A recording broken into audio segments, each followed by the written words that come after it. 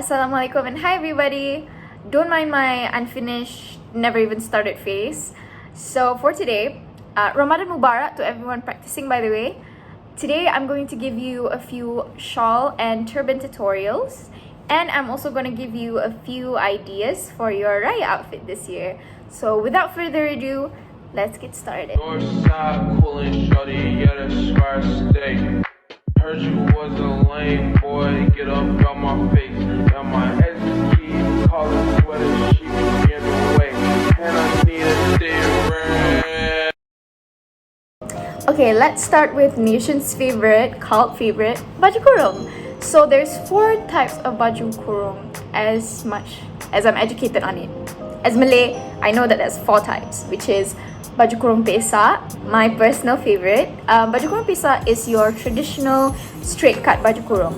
The top is straight cut, and the armpits have like this triangle, like here. They would have this triangle here. The length is either below the knee or above the knee. That's your preference, but usually people wear it above the knee. I prefer it below the knee. And then the skirt is just straight skirt. It's a straight cut skirt, and the pleats should go to the left. Yeah, the pleats should go to the left, by the way. And then we have baju kurung pahang. Baju kurung pahang is cinched at the waist. The top is almost like baju kurung pesa, except there's no triangle on the top at the armpit for the top, and then it's flared all the way to the bottom. Again, below the knees, above the knees, up to your preference, but it's prettier if it's above the knees. And the skirt is an A-line skirt. And then we have baju kurung kedah. Baju kurung kedah for the top. The sleeves, the classic one, the sleeves are usually 3/4, and people would wear it with kain batik je. In the old times, it's kind of a daily wear, you know.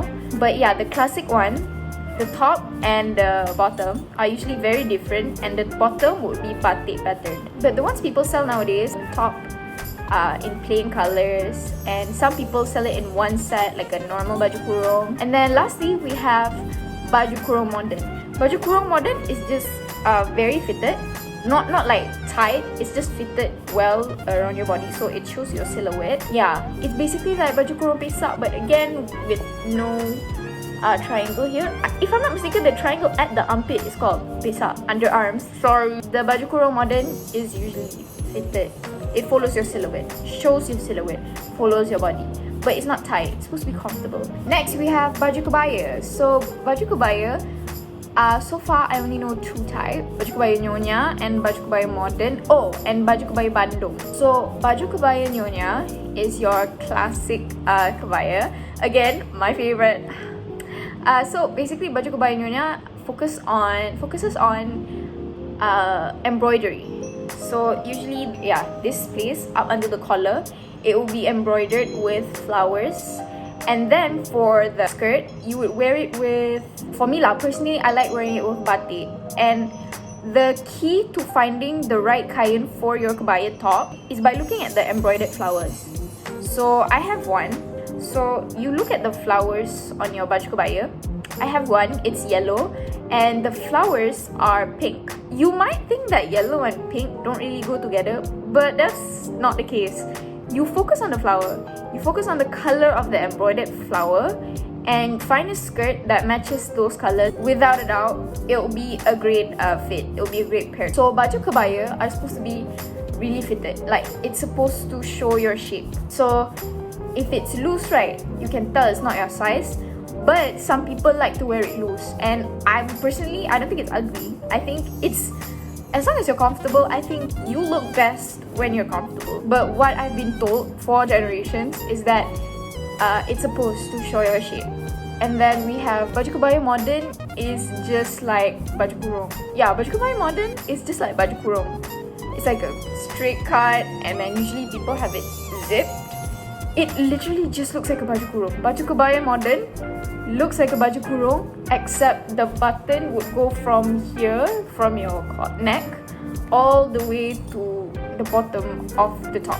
And people would pair it with any skirts. Usually the top will be empty, and then the bottom would be patterned like every other baju kebaya. Okay, so for baju kebaya Bandung, it's like baju kebaya modern, but imagine there's like cloth inside. So basically, it's a square cloth that covers from the top of your chest all the way to your tummy, I think.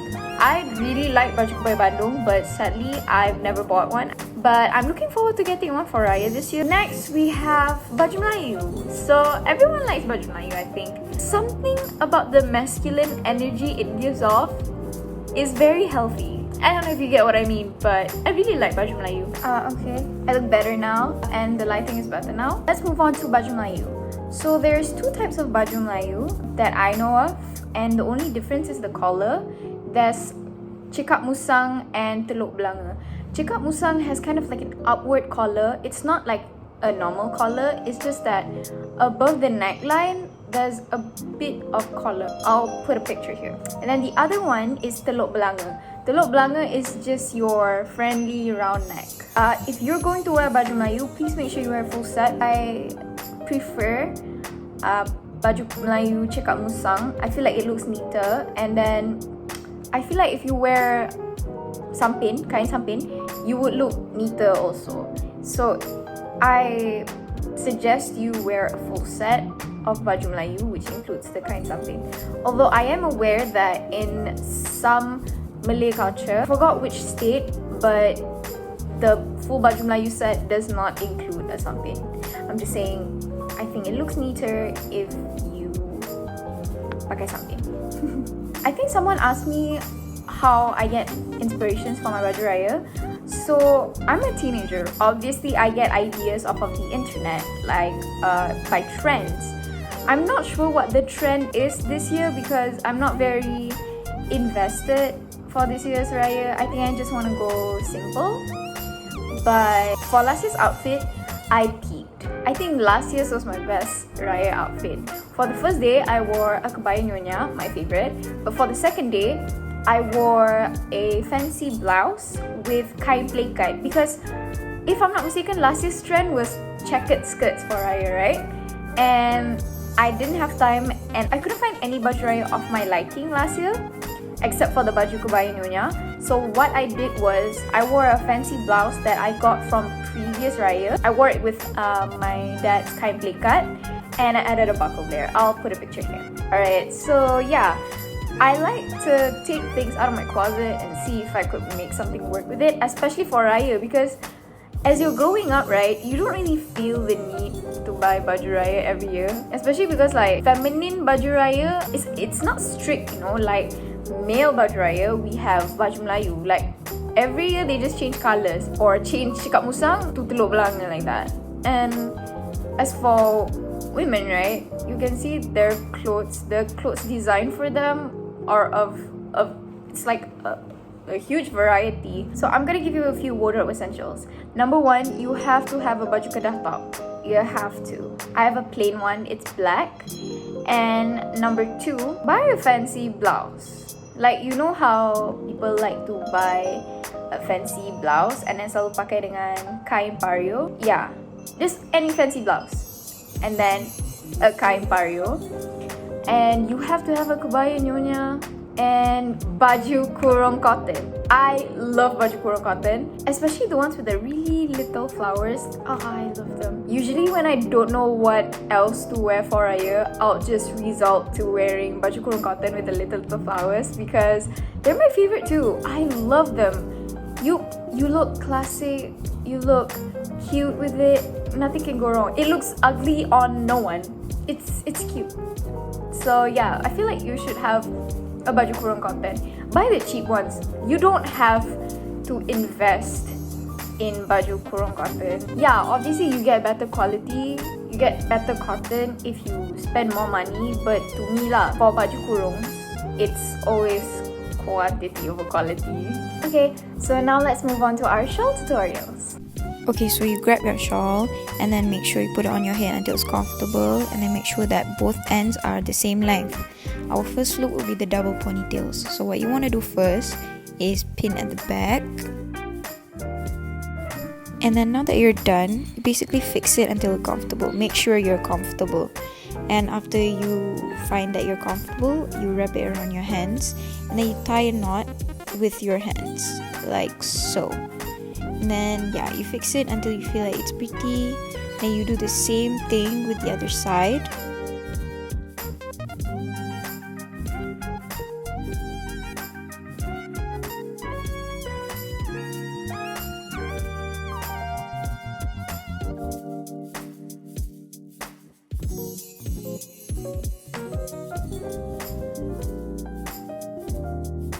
Okay, so every time I do this look, I would wear it with hair clips on both sides. It kind of finishes the look, so that's about it. On to the next look. So make sure you pin at the back and then fix it until you are really comfortable. And then for this one, you don't really have to cover your back. You have to pull it and make sure that it's really equal on both sides. And then you tie a knot at the back.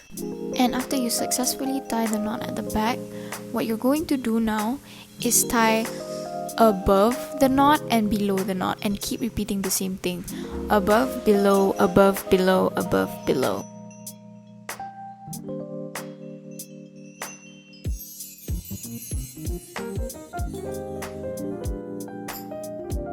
Okay, but when you do a side turban, you want to make sure that you don't tie too much so that you'll have enough leftovers to put at the side.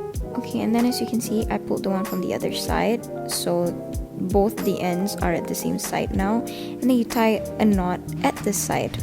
Make sure that it's really neat when you tie it at this side, and you're pretty much done.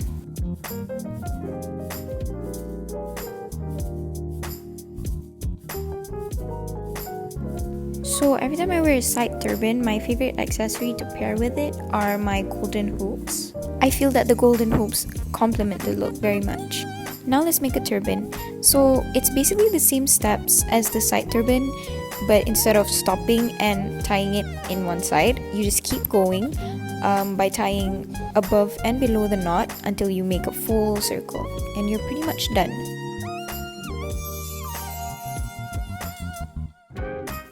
And when you're done tying everything, you can just push the excess inside the knots or inside your hijab.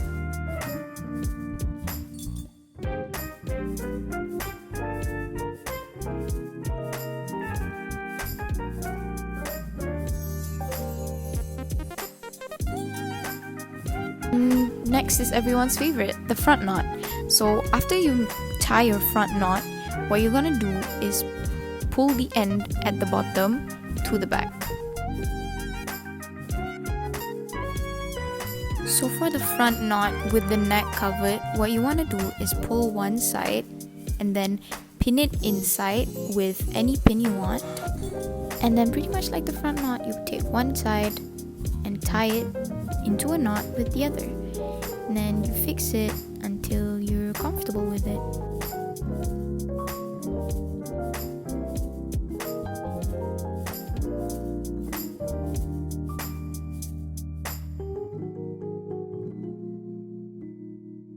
So for the back knot, what you want to do is pull one side to the back and the other to the back, and then you make sure that one side is longer if you want to cover your neck properly. And then yeah, you make sure the front of your hijab is nice and covered, and then you just tie a knot at the back and then fix the back however you want it. I usually ask my sister or mom to tie it for me so that it will be neater. So for the tucked ear hijab style, you basically tuck your hijab behind both your ears, fix it however you like, and then you kind of cover your ears as much as you can, and then you tie a knot in the front, just like the front knot hijab style. And then what I like to do is wear hoops with it, because if I don't, there's literally no point of me to wear the tucked ear hijab style. And then to cover my ear as much as I can, because my ears are big, I use hair clips. This is one of my favorite hijab look. It's really cute.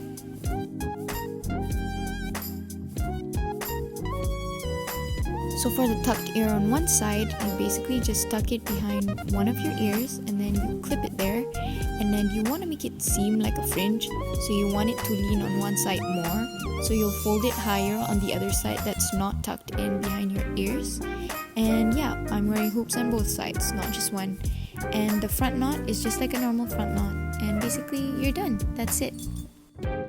And And that's pretty much it for today's video. Thank you for watching. Bye!